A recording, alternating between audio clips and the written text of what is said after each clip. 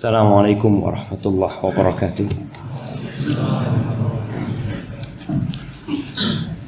Alhamdulillah alladzi hadana li hadza wa ma kunna linahtadiya laula an hadanallah. Segala puji bagi Allah Jalla Jalaluh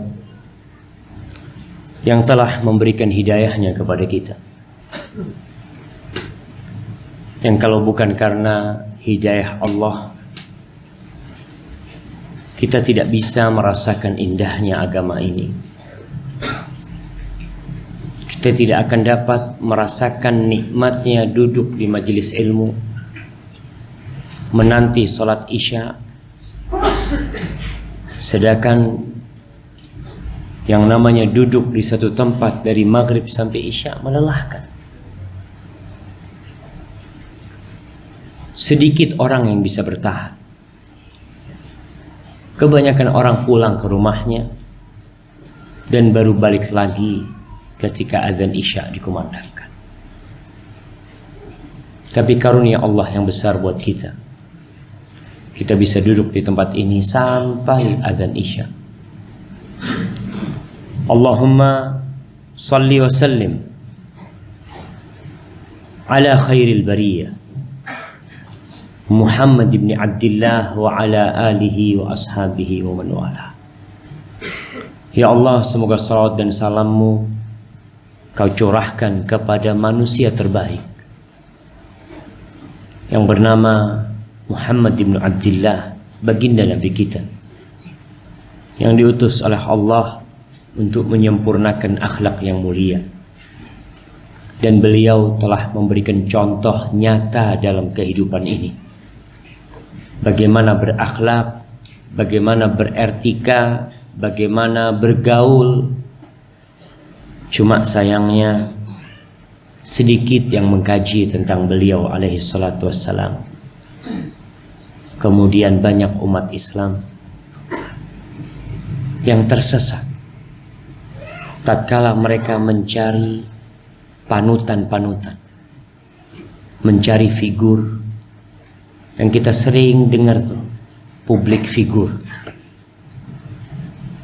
Apa bahasa Indonesianya public figure? Bukan figura, bukan.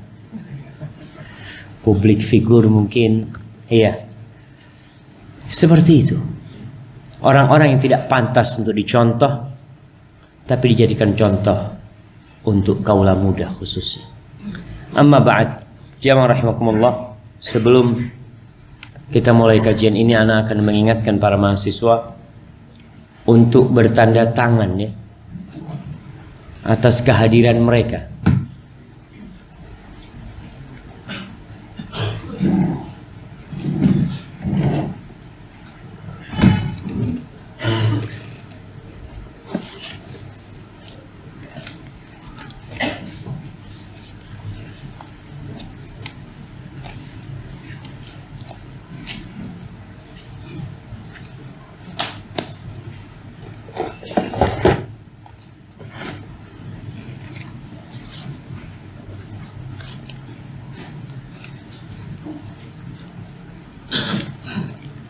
Baik, nanti dicari di sini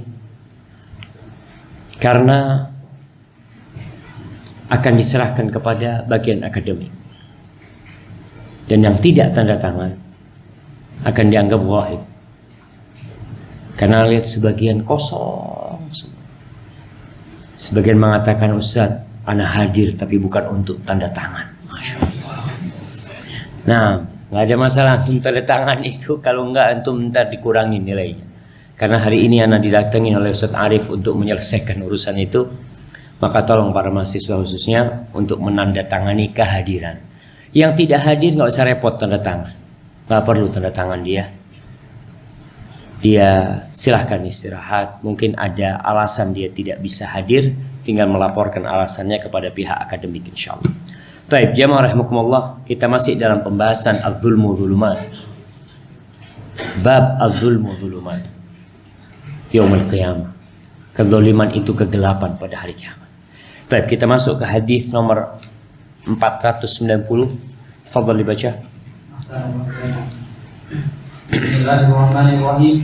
Alhamdulillahirabbil alamin wassalatu wassalamu ala rasulihil amin Muhammadin wa ala alihi wa ashabihi ajma'in. Amma ba'du. Allahumma ighfir lana wa li syaihina wa li walidayhi wa li masyayikhi wa li jami'il muslimin. Yaqulul Imam Abu Abdillah Muhammad bin Ismail bin Ibrahim bin Al-Mughirah bin Badisbah Al-Bukhari rahimahullahu ta'ala fi Adabil Mufrad. Babu dzulmi dzulumatun.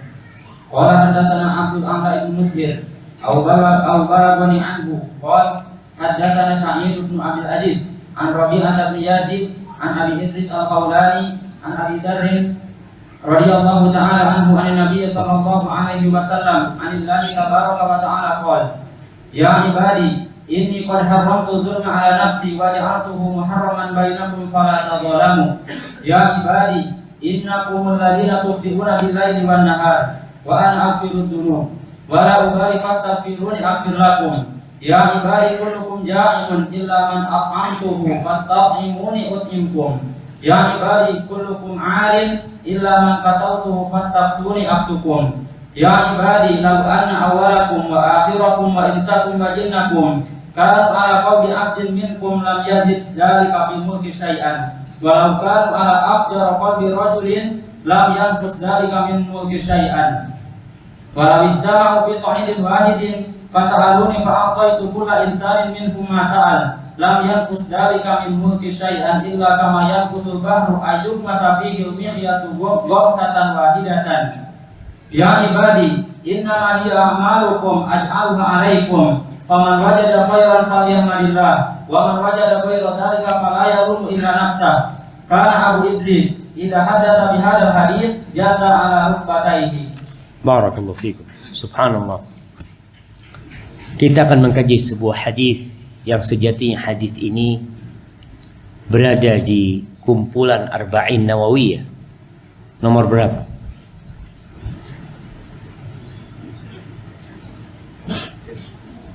Aina hufadu hadis rawah Muslim. Masya Allah. Nah, nanti antum ambil hadiah di P3M. Nomor 24. Hadis nomor 24. Dan harapan ana para mahasiswa semuanya tidak bosan-bosannya mengulangi kajian Arba'in Nawawiyah. Sudah selesai, baca lagi. Sudah selesai, ulangin hafalannya. Setiap mau liburan kalau bisa, sebelum pulang di murajaah Arba'in Nawawiyah, hifdhan wa syarhan. Secara hafalan dan secara syarahnya. Kenapa? Karena itu modal utama buat antum pulang. Kita sudah sepakat bahwa kedatangan antum ke tempat ini menuntut ilmu. Kepulangan antum, kata Allah, waliyunziru qaumahum idza raja'u ilaihi. Agar mereka memberikan peringatan kepada kaumnya kalau pulang. Nggak ada istilah liburan buat para penuntut ilmu. Bahkan ketika pulang, tugas dia jauh lebih dahsyat daripada ketika ada di kampus ini. Lebih dahsyat jangan. Mengemban tugas para nabi. Sekarang antum datang cuma dengerin, nyatet, dengerin, ujian, jawab, selesai pulang jadi pendakwah. Maka sebelum liburan antum murajaah atau Arba'in Nawawiyah. Ada syarahnya Syekh bin Utsaimin rahimahullahu taala. Atau syarahnya Ibn Rajab. Antum murajaah. Persiapkan pulang, jadi ketika antum pulang antum sudah punya bahan untuk berdakwah. Terkadang sebagian mahasiswa pulang kalau disuruh ceramah, aduh alasannya banyak banget. Khutbah Jumat, aduh afwan, anak ini itu macam-macam. Kultum habis subuh ya afwan terus. Ustaz diundang makan, alhamdulillah berangkat. Undang makan datang. Suruh ngisi kajian berat. Kenapa? Memang belum siap dia. Ilmunya habis. Di mana dia habiskan? Di lembaran ujian. Sudah anak jawab semua. Jadi yang di hatinya udah ditumpahkan semua di sana. Jadi pulang kosong lagi. Maka bedakan antum belajar Arba'in Nawawiyah untuk menjadi munzir, untuk menjadi pemberi peringatan. Baca Arba'in Nawawiyah, hadis ini disebutkan tadi di nomor 24 dalam Arba'in Nawawiyah. Al-Imam Bukhari mengatakan haddatsana Abul A'la bin Mushir Au balagani anhu, atau dia mengatakan telah sampai kepadaku darinya. Qala haddatsana Sa'id bin Abdul Aziz dari Rabi'ah bin Yazid dari Abu Idris Al-Khawlani. Masya Allah, Abu Idris Al-Khawlani jamaah, insya Allah kita udah sering dengar tentang beliau. Beliau ini masuk Islam ketika Rasulullah SAW masih hidup, tapi belum sempat berjumpa dengan Rasulullah SAW, sehingga beliau tidak masuk dalam catatan para sahabat Nabi. Belum masuk tabi'in. Al-Imam Al-Zahabi dalam kitabnya Siyar A'lamin Nubala menceritakan tentang Abu Muslim Khawlani, sosok seorang tabi'in yang doanya mustajab, yang memiliki banyak karomah. Banyak karomah dia. Di antara karomah yang disebutkan adalah tatkala Al-Aswad Al-Ansi, seorang di Yaman yang mengaku nabi, di antara yang menolak dan menentang kenabian dia adalah Abu Muslim Al-Khawlani. Selalu dia tolak dan dia ajak manusia untuk menentang kenabiannya Al-Aswad. Tentunya hal ini memicu emosi Al-Aswad. Apa yang terjadi? Imam Zahabi mengatakan fahaddatsana Syurahbil anna Al-Aswad tanabba'a bil Yaman. Al-Aswad ini mengaku nabi di Yaman, faba'atha ila Abi Muslim. Dia panggilnya Abu Muslim yang menentang dakwah. Jadi kejadiannya setelah meninggalnya Rasul SAW. Mulai muncul kelompok-kelompok yang murtad, kelompok-kelompok yang tidak mau membayar zakat, bahkan kelompok-kelompok yang mengikuti Nabi. Sebagaimana di Yamamah ada siapa? Musailamah Al-Kadzab. Di Yaman ada Al-Aswad. Fa'atahu binarin azimah. Maka Al-Aswad membuat api yang besar sekali. Thumma alqa Abu Muslim fi. Abu Muslim dilemparkan ke dalamnya, falam tadhurrahu. Subhanallah, api itu tidak membakar dia. Faqila lil Aswad, maka pengikutnya Aswad ini ketakutan. Ternyata Al-Aswad ini juga dimanfaatkan. Pentolan-pentolan kesesatan ini banyak tim suksesinya yang memang menggiring dia untuk melakukan hal itu. Untuk apa? Untuk maslahat biasanya. Untuk maslahat duniawi. Kebanyakan seperti itu. Maka pengikutnya berkata kepada Al-Aswad, in lam tanfi hadha anka, kalau kau tidak asingkan orang ini, afsada alaika man ittaba'ak, dia akan merusak pengikut-pengikut. Apa yang dilakukan? Maka diusir Abu Muslim Al-Khawlani. Faqadimal Madinah. Dari Yaman melakukan perjalanan berhari-hari, berminggu-minggu sampai datang ke Madinah. Wa dakhala al-masjid yusalli. Dia masuk ke masjid, salat. Yang jadi khalifah siapa? Abu Bakar Siddiq sudah. Sudah meninggal Nabi alaihi salatu wasallam. Fa basura bihi Umar. Umar ngelihat ada orang asing ini. Radhiyallahu ta'ala anhu. Faqama ilaih. Lalu Umar bangkit menjumpai orang ini. Nih jamaah, adab kita perlu belajar. Kalau antum melihat datang orang ke masjid, orang asing, orang yang antum nggak kenal, bukan antum cuekin. Kadang-kadang sebagian di antara kita, wallahi la yufakir illa nafsa. Tidak dia pikirkan kecuali dirinya. Kalau lihat ada orang asing, wajahnya kayak, ya belum pernah ke STDI, tuh mahasiswa kadang-kadang lewat aja, salam nggak? Seharusnya kau jumpain dia. Dari mana? Apa yang bisa anda bantu? Jangan cuekin dia. Adab seorang muslim. Umar bin Khattab, man hadzal rajul? Umar bin Khattab. Ketika ngelihat ada orang asing datang, naruh ontanya, didatengin sama Umar bin Khattab. Langsung ditanya, mimmanir rajul? Dari mana? Minal Yaman. Dari Yaman. Masya Allah. Umar senang ada orang dari Yaman. Apa kata Umar? Ma fa'ala alladhi harraqahu al-kadzdzab bin nar. Apa yang terjadi dengan orang yang dibakar sama pendusta itu? Yang dibakar dengan api, apa yang terjadi? Dzaka Abdullah bin Thawb, itu namanya Abdullah bin Thawb, kata dia. Apa kata Umar? Nasyattuka billah anta hu. Umar mengatakan, aku minta dengan nama Allah, kata dia. Apakah kau orangnya, kata dia. Lihat jemaah. Qala Allahumma na'am. Abu Muslim mengatakan, iya, ya Allah, aku orangnya. Fa'tanaqahu Umar. Lalu dipeluk sama Umar, dan Umar menangis dalam kondisi memeluk dia. Thumma dhahaba bihi hatta ajlasahu fima bainahu wa baina Siddiq, dibawa sama Umar bin Khattab sampai didudukkan antara dia dengan Abu Bakar As-Siddiq radhiyallahu taala anhu. Kemudian faqal alhamdulillah, dia mengatakan alhamdulillah alladzi lam yumitni hatta arani fi ummati Muhammadin sallallahu alaihi wasallam man suni'a bihi kama suni'a bi Ibrahim al-Khalil. Dia mengatakan segala puji bagi Allah yang telah menunjukkan kepada aku, menampakkan kepada aku seorang dari umatnya Nabi Muhammad SAW yang diperlakukan seperti diperlakukannya Nabi Ibrahim Khalilullah tabaraka wa ta'ala. Hadza Abu Muslim Al-Khawlani rahmatullah alaih. Banyak cerita-cerita lain. Kadangkala ketika dia berperang dalam satu peperangan, Imam Dhahabi menceritakan di tendanya itu dia bikin kayak kolam. Dia bikin dilobangin, lalu dikasihin kulit, disiramin air. Dia, apa istilahnya? Bahasa Jawanya itu kumkum. Apa jemaah? Berendam. Berendam. Kata sahib-sahibnya, kau itu gimana? Kau ini musafir. Kenapa kau puasa? Kata dia. Sudah, jangan puasa.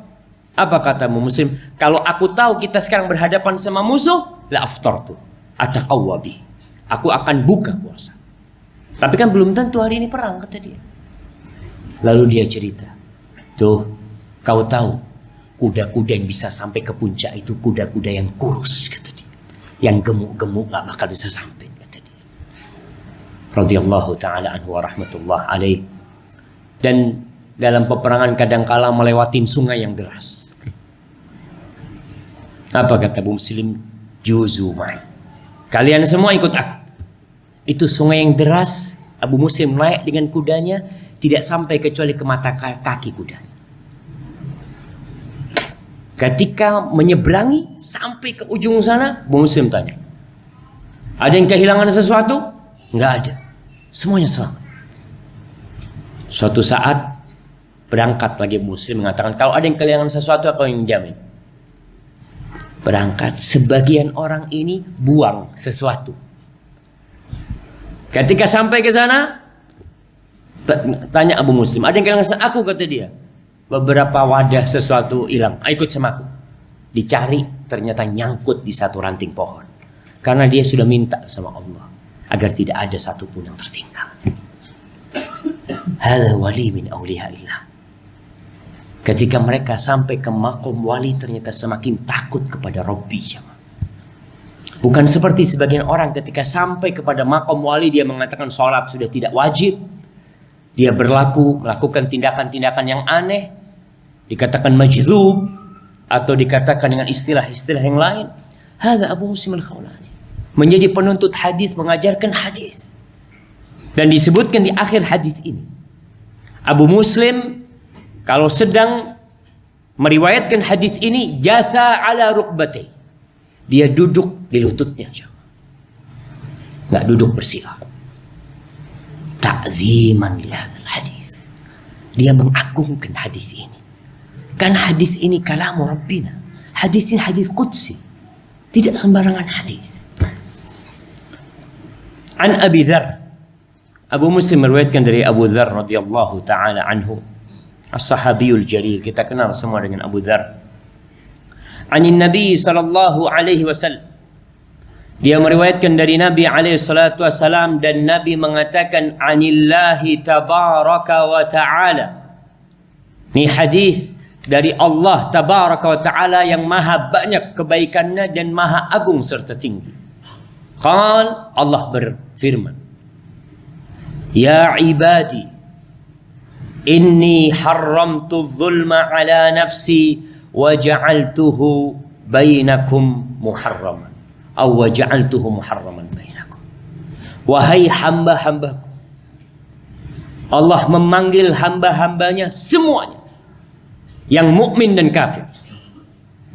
Karena sejatinya semuanya akan datang menjadi hamba Allah. Dan semuanya diciptakan sebagai hamba Allah. Yang mukmin dan kafir. Tentunya hamba-hamba yang beriman memiliki kedudukan istimewa di sisi Allah. Namun hal itu tidak merubah kedudukannya. Bahkan mengangkat nilai kehambaan. Bayangkan Allah Jalla Jalaluh ketika menyebutkan Isra-nya Nabi alaihi salatu wassalam, apa kata Allah? Subhanalladzi asra bi'abdihi lailan minal masjidil harami ilal masjidil aqsa. Allah sebutkan maha suci Allah yang telah mengisrakan hambanya bi'abdihi. Dan kita bangga menjadi abdi Allah Jalla Jalaluh. Dan kita harus sadar, antum nanti ketika keluar dari tempat ini, ketika lulus, antum mungkin jadi pejabat, antum jadi pemimpin, ingat, antum tidak pernah berubah. Makom antum berada di makomul ubudiyah. Antum tetap hamba Allah. Kita ini abdinya Allah. Wallahi, jangan merasa dengan kekayaannya berubah kedudukanmu. Semakin kau dekat sama Allah, semakin kau mengabdi kepada Allah. Mungkin sebagian akan menjadi abdi negara, menjadi aparat, diberi amanah untuk memimpin sesuatu. Ingat, sebelum kau menjadi abdi negara, kau adalah abdi Allah. Dan sebagai abdi Tuhan, maka yang menjadi tuntutan utama bagaimana Robnya ridho dengan dia. Bukan malah pencitraan mencari keridhaan manusia, membuat penciptanya murka sama dia. La, silahkan mereka menyiksamu, membulimu, mencacimu, tapi Rabbmu ridho kepadamu. Allah memanggil kita dengan ucapannya, ya ibadi. Kau harus bangga ketika dipanggil dengan Rabbmu, dengan panggilan ini. Iya, katakan labbaik, labbaik ya Rabbi. Iya, labbaik, aku hambamu ya Allah. Allah mengatakan, inni haramtu dzulma ala nafsi. Ini hamba-hambaku, ketahuilah, camkan dalam benak kalian bahwa aku sesungguhnya telah mengharamkan kezaliman atas diriku sendiri. Ini sebuah sifat mulia milik Allah. Allah la yadzlimu ahada. Tidak mendolimi seorang pun. Apakah Allah mampu mendolimi semua manusia? Iya. Allah mampu. Ketika Allah tidak mendolimi, itu jadi pujian buat Allah. Dan seorang di antara kita yang mampu mendolimi orang lain, lalu dia tidak mendolimi, itu adalah pujian dan sanjungan buat dia. Tapi kalau memang dia tidak bisa mendolimi, lalu mengatakan aku tidak akan mendolimi orang, memang kau nggak bisa mendolimi orang. Engkau aja sekarang mendolimi dirimu sendiri. Maka Allah mengharamkan kezaliman. Lalu Allah mengatakan, wa ja'altuhu muharraman bainakum. Aku jadikan perbuatan zalim itu haram di antara kalian. Fala tabalamu. Jangan saling menzalimi. Kita tuh jamaah dalam kehidupan ini bertanafus. Tanafus itu dari asal kata nafis. Semua itu ingin memiliki sesuatu yang tersendiri, yang dimilikinya yang orang lain tidak memiliki. Kita tahu dalam kehidupan ini banyak cita-cita dan angan-angan yang ingin kita raih. Silahkan. Tapi ingat, fala tadzalamu. Jangan saling menzalimi. Kita sudah bahas macam-macam kezaliman. Dan kita tahu bagaimana nanti orang-orang akan membayar kezaliman mereka. Di dunia atau fil akhirah. Dia akan bayar di dunia. Sebelum mati atau setelah mati, dan ketika di hari akhir dia akan bayar. Allah mengharamkan kezaliman di antara kita. Ini kezaliman di antara kita. Rasulullah sallallahu alaihi wasallam ketika haji wada, apa yang beliau katakan? Beliau bertanya kepada para sahabatnya, "Ayu yaumin hadha? Ayu syahrin hadha? Ayu baladin hadha?" Hari apa sekarang, kata Nabi SAW. Bulan apa sekarang? Di negeri apa kita sekarang? Para sahabat diam. Mereka mengira Nabi SAW akan memberikan nama dengan nama lainnya. Nabi SAW mengatakan, "Fa inna dima'akum wa amwalakum wa a'radukum haramun 'alaikum ka hurmati yaumikum hadha fi syahrikum hadha fi baladikum hadha." Ketahuilah, sesungguhnya darah kalian, nyawa kalian, harta kalian, kehormatan kalian itu haram. Untuk diapa? Ya untuk dicelakai, untuk diambil, untuk dinistai, seperti haramnya hari ini.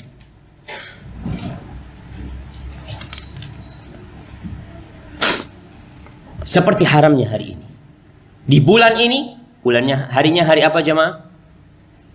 Hari Arafah. Bulannya bulan apa? Bulan Dzulhijjah. Negerinya negeri apa? Negeri Mekah. Bayangkan jemaah. Haramnya harta saudara kita. Haramnya kehormatan saudara kita. Haramnya nyawa saudara kita. Itu sama seperti haramnya hari Arafah. Di bulannya bulan haram Dzulhijjah. Dan negerinya negeri Mekah yang disucikan. Apakah masih ada yang akan menzalimi? Apalagi dalam urusan membunuh. Laqatlu muslimin. Matinya seorang muslim itu lebih dahsyat di sisi Allah daripada hilangnya dunia ini. Maka ingat, Allah mengatakan fala tadzalamu, jangan saling menzalimi. Kau lihat, kau pernah menzalimin saudaramu? Mungkin kehormatan dia dengan menghibain, dengan mencaci maki dia, dengan menfitnah dia, atau hartanya yang kau makan, yang kau ambil, atau apa saja. Ya ibadi. Lalu Allah memanggil lagi hamba-hambanya. Kita dipanggil ulang. Allah mengatakan, wahai hamba-hambaku, innakumul ladzina tukhti'una bil-laili wan-nahar wa ana aghfiru dzunub wa la ubali fastaghfiruni aghfir lakum. Kata Allah, wahai hamba-hambaku, sesungguhnya kalian melakukan dosa, berbuat kesalahan di malam hari dan di siang hari.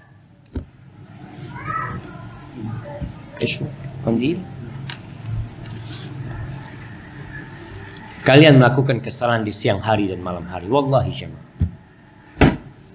Allahumma ighfir lana dzunuban. Kalau Allah tidak menutupin dosa-dosa kita, kiranya kita tidak akan bisa kumpul bersama di tempat ini. Kiranya antum tidak akan mendengarkan ceramah dari yang menyampaikan ceramah. Siapa yang tidak berbuat dosa? Dan Allah katakan bahwasanya kita sebagai hamba-hamba Allah melakukan dosa malam dan siang. Jazakallah.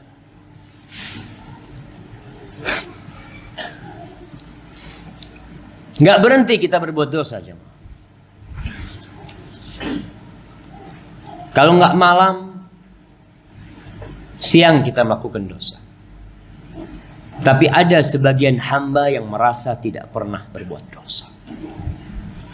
Nyaman hidup, Kenapa? Karena dia tidak tahu ternyata yang dia lakukan selama ini adalah dosa. Sebagian orang makan riba, hidup dengan riba. Nyaman. Tidak merasa dia melakukan dosa sehingga dia mau beristighfar dan bertobat kepada Allah.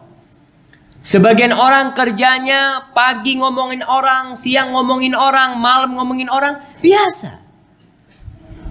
Tidak ada yang mendorong dia untuk melakukan pertaubatan.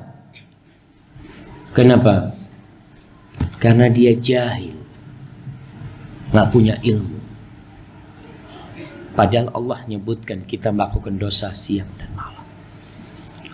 Lalu Allah mengatakan, wa ana aghfiru dzunub wala ubali. Dan aku adalah zat yang mengampuni dosa-dosa. Dan aku nggak peduli. Nggak peduli dengan apa? Nggak peduli dengan berapa banyak dosa yang kalian lakukan. Berapa banyak kesalahan yang kalian perbuat. Wallahi jamaah, Rabbuna ghafurur rahim. Innallaha yaghfiru dzunuba jami'an. Allah tuh mengampuni semua dosa.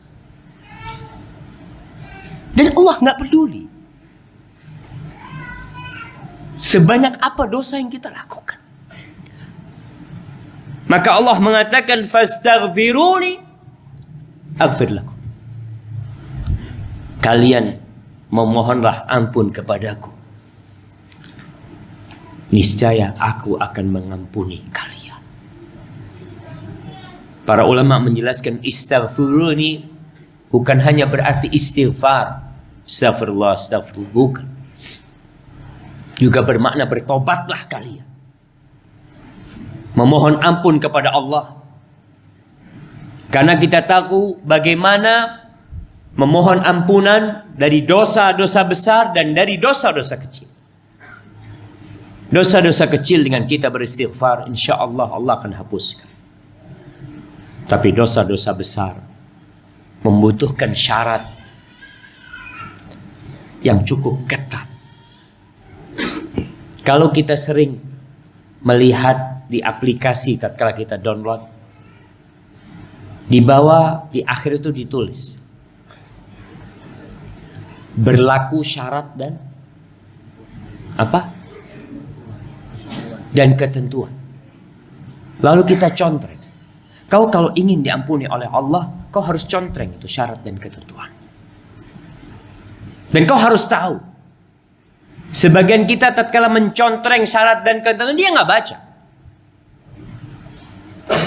Dan kita pun banyak melakukan dosa, berpikir istighfar, berangkat umroh, berangkat haji. Bukankah umroh itu kafarah, menghapuskan dosa satu umroh dari umroh yang sebelumnya? Iya betul. Tapi kau lupa syarat dan ketentuan berlaku. Allah mengatakan, in tajtanibu kabaira ma tunhauna anhu nukaffir ankum sayyi'atikum. Kalau kalian menghindari dosa-dosa besar yang kalian dilarang untuk mendekatinya, nukaffir ankum sayyi'atikum, kami akan menghapuskan dosa-dosa kecil kalian. Begitu pula dalam hadis tentang sholat yang 5 waktu, dari satu Jumat ke Jumat selanjutnya, dari Ramadan ke Ramadan selanjutnya, dari umrah yang satu ke umrah selanjutnya, kafaratun lima bainahunna idza jtunibatil kabair. Apabila dosa-dosa besar dihindari. Maka tatkala Allah mengatakan fastaghfiruni, kalian minta ampun.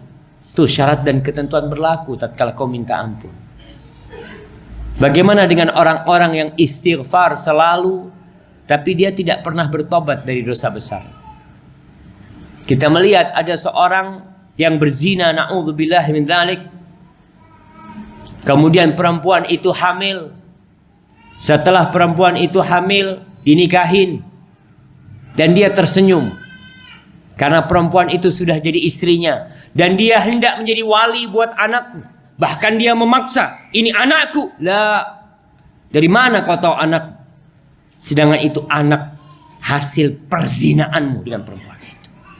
bukan pernikahan. Sehingga kadang-kala mereka nggak bertobat, jamaah. Berpikir dengan menikah, dengan dapat buku hijau, selesai dosanya. Siapa yang mengatakan hal itu? Kau perlu bertobat kepada Allah. Dan Rasul SAW mengatakan, jangan sampai itu laki-laki berzina, dia berharap bisa menjadi wali buat anak hasil zinanya. Apa kata Nabi SAW? Al-waladu lil firash, walil ahir al-hajar. Orang yang berzina, lelaki yang itu kasih batu. Bukan malah disuruh jadi wali buat anak. Malu dia. Ustaz, ini aib. Iya. Kau bawa tuh aib sampai mati. Kau yang melakukan dosa itu. Dan dosa zina nggak main-main, jamaah. Na'udzubillahi minaz zina. Maka Allah suruh kita istighfar. Enak kalau urusannya sama Allah, mudah kita istighfar. Tapi kalau yang pertama kita menzalimi hamba Allah, Allahu Akbar, jamaah. Syarat taubatnya beda. Kita harus minta dihalalkan. Kita harus minta maaf dengan orang yang kita zalimi. Kemudian Allah mengatakan, ya ibadi kullukum ja'iun illa man at'amtu fastat'imuni ut'imku. Kullukum 'arin illa man kasautu fastaksuni aksuku. Allah mengatakan, wahai hamba-hambaku, kalian semuanya kelaparan. Kalian itu lapar, nggak punya makanan kalian. Kecuali orang-orang yang aku kasih makan. Kau yang merasa sekarang memiliki makanan di rumah. Wallahi jamaah, jangan bangga dengan uang yang kau miliki. Jangan sombong dengan makanan yang kau tumpuk di rumahmu. Ada manusia-manusia yang memiliki triliunan harta, dia harus makan dengan jarum suntik di tangannya. Tak bisa makan. Dia tergeletak. Maka kita harus minta sama Allah. Jangan merasa udah banyak makananku kemudian kau nggak berdoa, nggak memohon kepada Allah Subhanahu Wa Taala. Semuanya itu dari Allah. Fastat ilmu, kau minta makan sama aku, minta rezeki, aku kasih kalian. Kullukum arin, semua kalian telanjang. Illa man kasautu, kecuali orang yang aku kasih pakaian. Maka kalian minta pakaian kepada aku kasih kalian pakaian. Dalam riwayat Muslim, sebelum potongan firman Allah dalam hadis qudsi ini, Allah mengatakan, ya ibadi kullukum dhallun illa man hadaitu fastahduni ahdikum. Allah mengatakan, wahai hamba-hambaku, kalian semua tersesat. Iya, kita tersesat. Bahkan Allah mengatakan tentang nabinya, wa wajadaka dhallan fahada. Allah mendapatimu tersesat. Bukan tersesat melakukan amalan-amalan jahiliyah, tidak. Tapi tidak tahu mana iman, tidak tahu Quran, sampai Allah kasih petunjuk. Kalian semua minta petunjuk sama aku kasih hidayah. Man yahdillah fala mudhillalah, wa may yudlilhu fala hadiyalah. Kita harus yakin. Dan kita nggak tahu jamaah, wallahi kita nggak tahu bagaimana akhir hayat kita. Antum bisa bayangin, seorang muslim tidak berhenti membaca ihdinas siratal mustaqim. Ihdinas siratal mustaqim. Cukup sampai di sana? La. Siratal ladzina an'amta 'alaihim ghairil maghdubi 'alaihim waladdallin. Kita minta detail sama Allah. Allah nyuruh kita minta. Bukan jalannya orang-orang yang kau murkai, ya Allah. Karena sebagian di antara kita tahu kebenaran. Tahu dia. Dia faham dengan kebenaran. Tapi dia tidak mengikutinya. Karena apa? Wallahu a'lam. Mungkin karena kesombongan. Yang kata Rasul sallallahu alaihi wasallam, al-kibru batarul haq wa ghamtun nas. Kesombongan itu adalah menolak kebenaran dan meremehkan orang. Kita minta dikasih hidayah, ditetapkan di atas hidayah, ditambah hidayahnya, mati dalam kondisi hidayah itu. Kita minta jalan yang lurus, bukan jalannya orang-orang yang kau murkai Allah. Dan bukan jalannya orang-orang yang tersesat. Waladhdallin. Sebagian di antara kita tatkala mendengar imam membaca waladhdallin, yang ada dalam benak dia cuma amin. Apa artinya waladhdallin? Sebagian umat Islam nggak tahu jemaah. Mudah-mudahan yang tidak tahu tidak banyak, tapi tidak sedikit yang hanya amin, amin. Iya, syariatnya dengar waladhdallin, amin. Tapi harus kau hadirkan hatimu. Kau sedang mengatakan kepada Allah, Allahumma stajib, ya Allah kabulkan doa kami, ya Allah. Tapi kalau hatimu tidak hadir, Allah nggak kabulkan. Innallaha la yastajibu du'aan min qalbin lahin ghafil. Allah tidak mengabulkan doa dari hati yang lalai, yang lupa. Gimana mau dikabulkan sedangkan hadinya tidak hadir? Dan mungkin kita dengarkan azan. Tafadhol. Allah.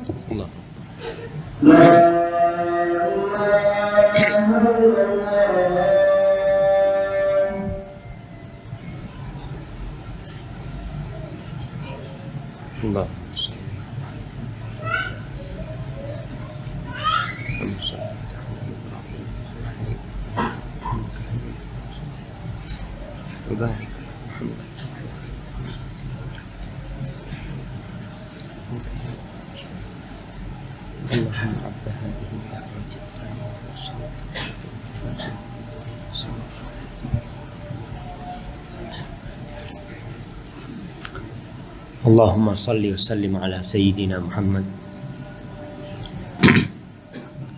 Jamaah rahimakumullah. Kembali kepada riwayat Imam Muslim. Bagaimana sebelum kita disuruh meminta makanan dan pakaian, kita disuruh meminta hidayah. Hadis ini menunjukkan bahwa hidayah jauh lebih penting daripada pakaian dan makanan. Bahkan kebutuhan hamba kepada hidayah itu lebih besar daripada kebutuhan kepada makanan dan pakaian. Kalau kau kehilangan makanan, kau akan kelaparan, mati, selesai dari kehidupan ini. Tapi kalau kau kehilangan hidayah, walaupun engkau berpakaian, walaupun engkau makan dengan makanan yang enak, walaupun engkau mengendarai kendaraan yang mewah, apa kata Allah?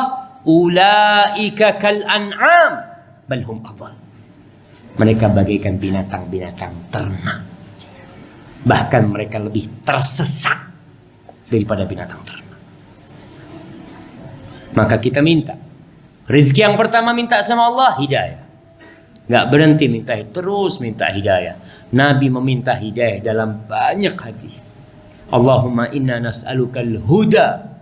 Beliau minta wattuqa wal afaf wal ghina. Dalam hadis lain, Allahumma ja'alna hudatan muhtadin.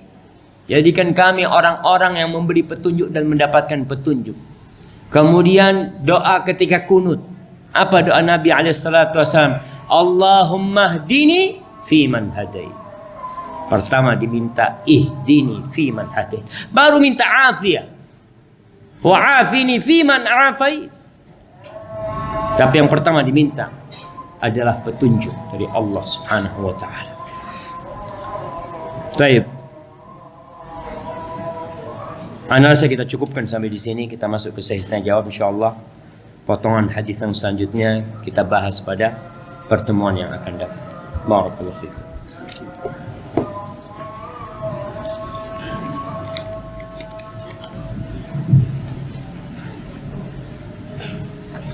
Bismillah, semoga Allah menjaga Ustaz, sekeluarga dan kita semua di majelis ini. Amin. Ustaz, mohon nasihatnya. Bagaimana agar kita mampu terus berprasangka baik? Rasanya berat, apalagi ketika sedang menghadapi ujian. Barakallahu fiik.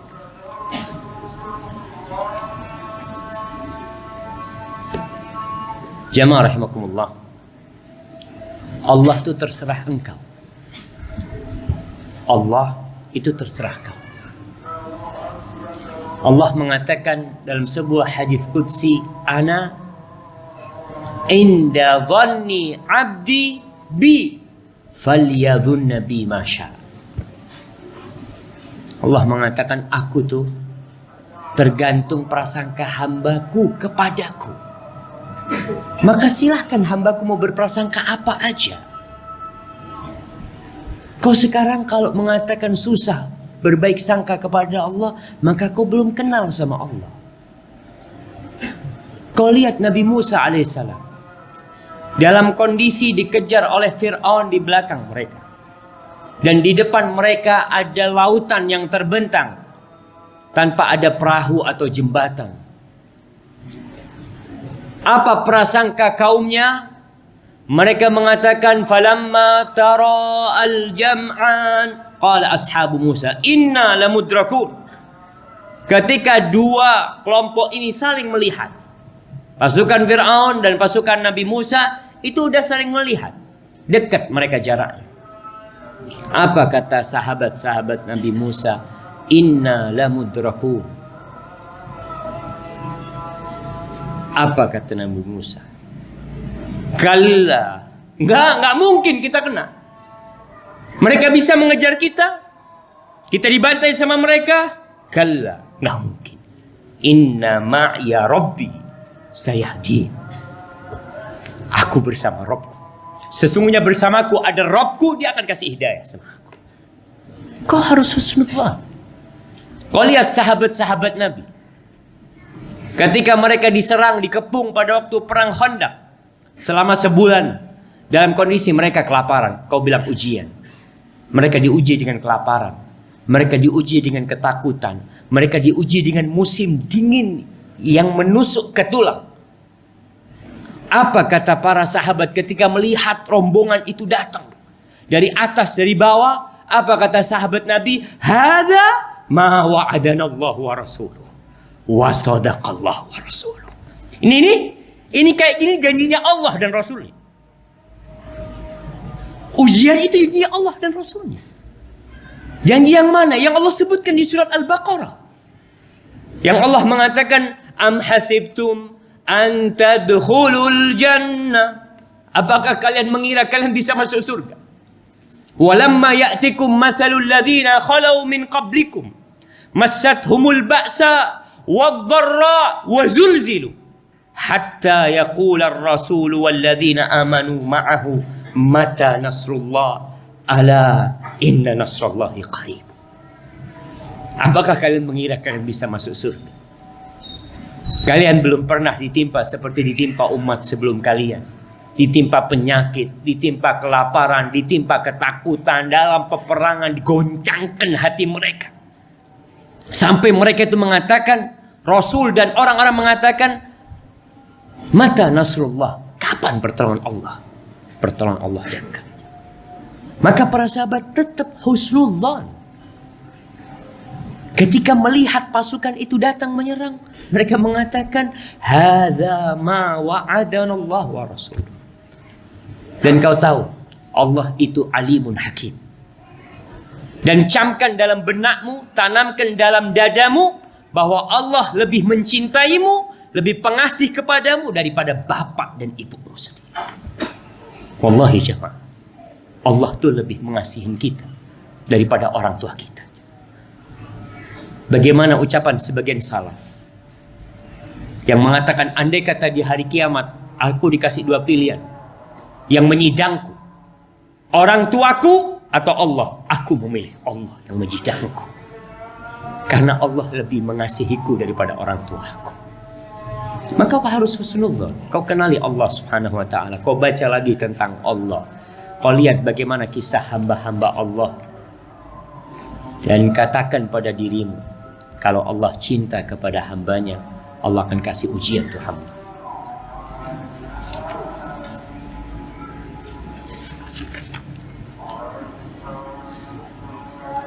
Assalamualaikum Ustaz.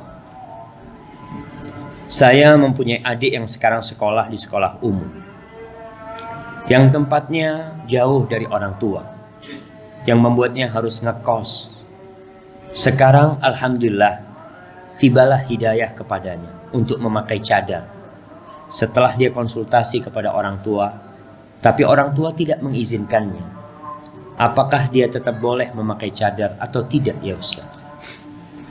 Nah, berkaitan dengan cadar jamaah. Kita tahu khilaf di antara para ulama tentang hukum mengenakan cadar. Sebagian di antara mereka mewajibkannya, tapi banyak di antara para ulama yang mengatakan bahwa cadar itu adalah kemuliaan. Kalau memang orang tuamu tidak mengizinkan, dalam kondisi seperti ini, mungkin kau taatin orang tua.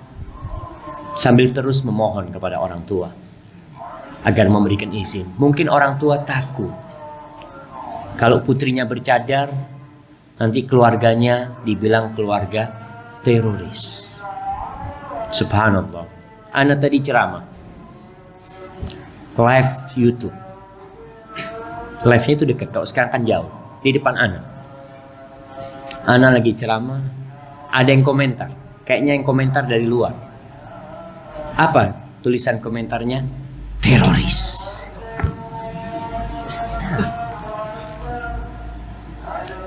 Image itu masih melekat, sehingga mungkin orang tua takut kalau kau pakai cadar nanti keluarga dikucilkan oleh masyarakat atau macam. Maka kau bersabar.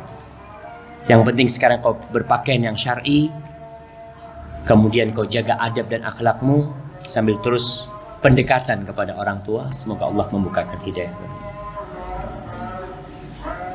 Ya ustadzana, hal minadh-dhulm wad'un na'al fi na'li akhihi. مثل ما وقع الآن في مسجدنا هذا كم من الناس لا يهتمون عن هذه القضية يظن لنا يا أخي ya jemaah. Antum paham nih, mahasiswa nih kayaknya sandalnya bagus. Apakah termasuk kezaliman menaruh sandal di atas sandal saudaranya? Kita lihat di masjid kita nih, ya kita lihat orang pada naruh sandal sembarangan. Ya berusaha lah, kita berusaha berbuat baik. Kalau memang nggak ada tempat, ya mungkin itu terpaksa. Tapi jangan sengaja.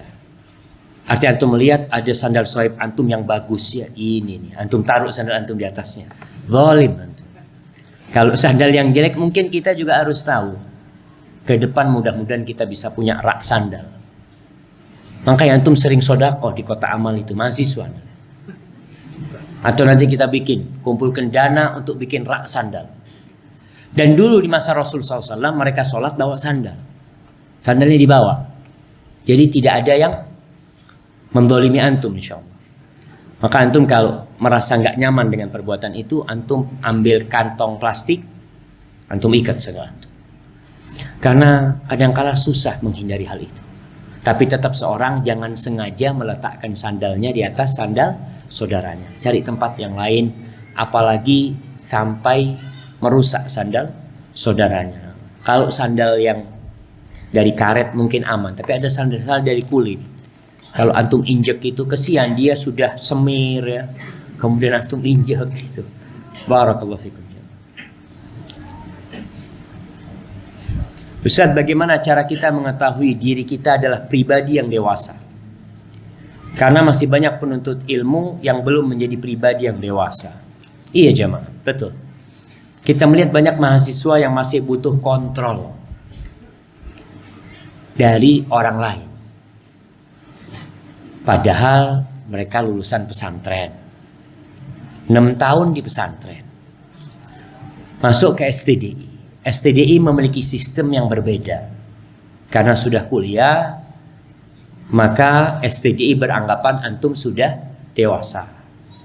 Gak perlu lagi dipaksa. Tapi ternyata banyak di antara antum yang masih kekanak-kanakan. Suruh bahasa Arab, gak bahasa Arab. Itu yang saya sampaikan. Sampai capek yang nyuruh bahasa Arab. Yang perlu disuruh itu siapa? Anak-anak. Anak-anak itu perlu disuruh. Tapi kalau sudah besar, apa yang perlu dicari? Kesadaran. Antum lihat, ketika antum sadar untuk melakukan kebaikan, antum sudah dewasa. Tapi ketika antum belum sadar dan antum terus perlu dipecut ya. Sebagian mahasiswa masih ada yang dipanggil ke sini habis Isya untuk ceramah bahasa Arab. Masih ada.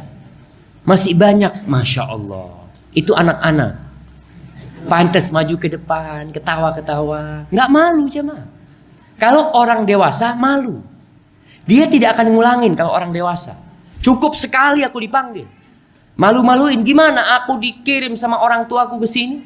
Aku ceramah di masjid, mengajak orang untuk taat, mengajak orang untuk patuh kepada Allah. Ternyata aku tidak taat dengan aturan yang ada. Malu-maluin. Tapi namanya anak-anak, ya kayak gitu. Jadi mungkin Ustaz Nandang perlu dikasih permen Ustaz. Jadi yang mereka melanggar bahasa, panggil ke sini Fatul, kasih permen. Kalau enggak, beliin apa yang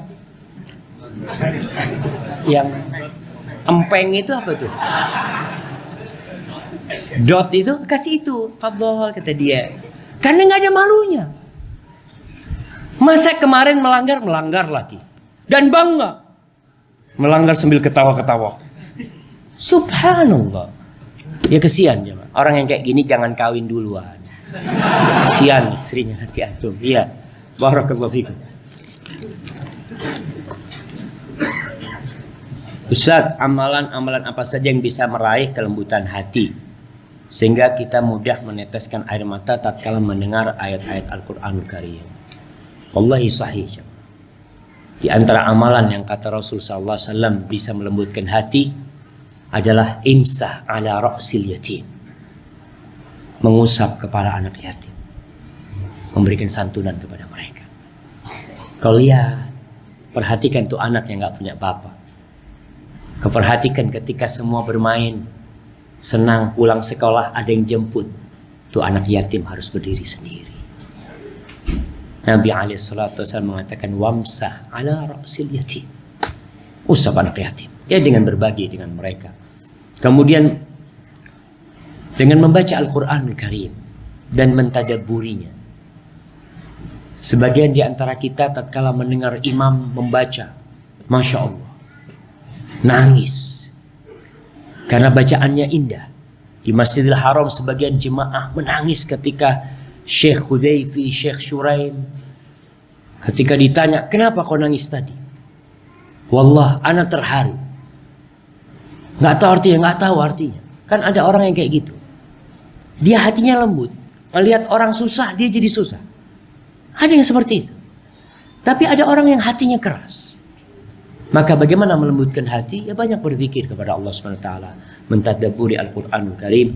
Semoga Allah berikan kepada antum kelembutan hati.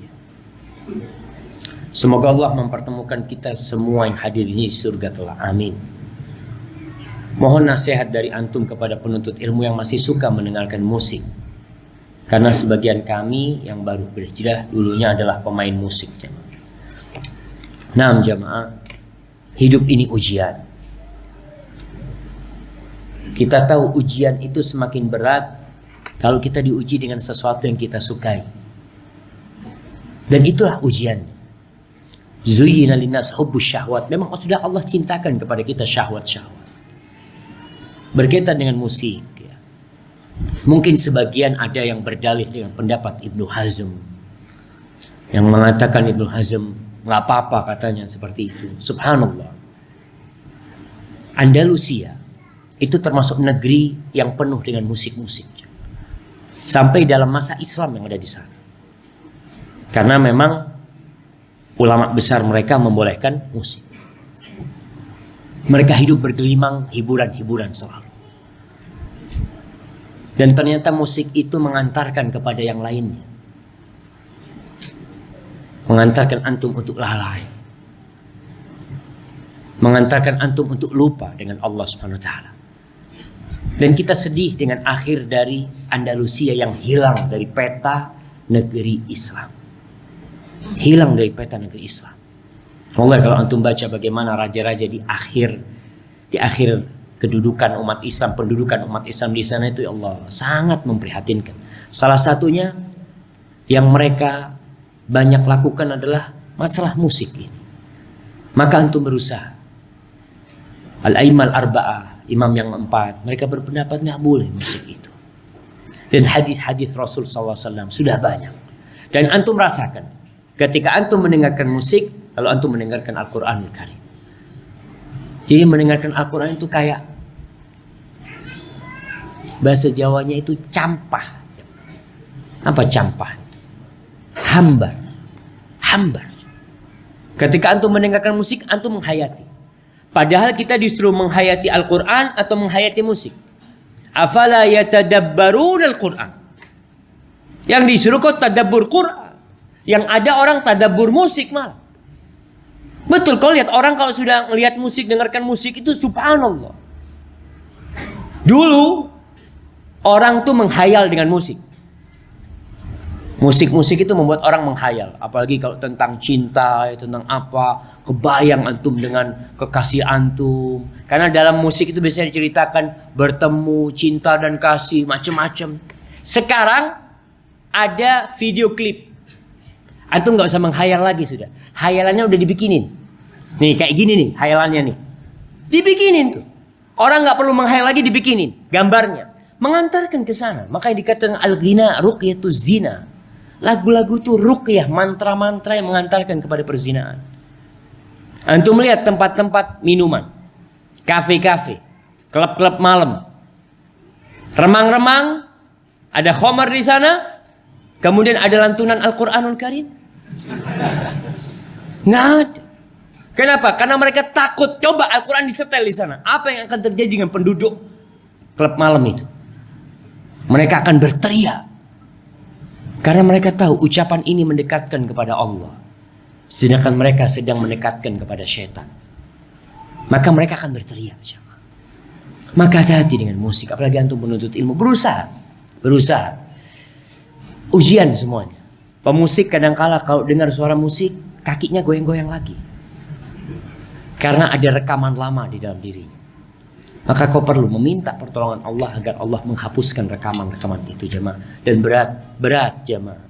Bertobat kepada Allah itu tadi menuntut kita untuk meninggalkan dan melupakannya. Kalau bicara hijrah, kau hijrah seutuhnya.